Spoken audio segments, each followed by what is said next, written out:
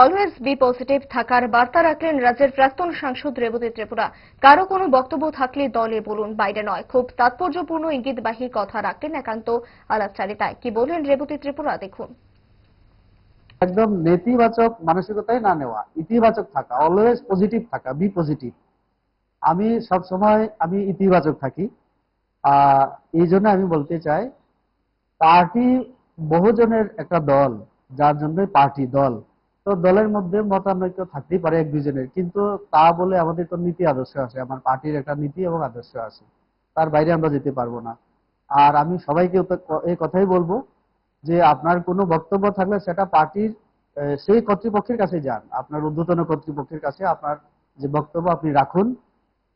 রাস্তায় অন্য পার্টির সঙ্গে সাধারণ ইয়েতে দোকানে বাজারে কথা শেয়ার না করা, এবং মানে পার্টি কর্মী যদি হয় তাহলে পার্টি কর্মী যে কর্তব্য আছে কতগুলি, এটা পালন যাতে করে সবাই।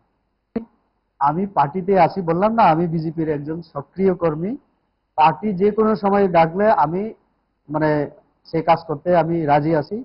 এবং আমি তো এখন আর এমপি নেই, তো 2028-এ যদি পার্টি আমাকে সুযোগ দেয়, আমি আরো সেই সুযোগ নেওয়ার জন্য আমি অপেক্ষায় আছি।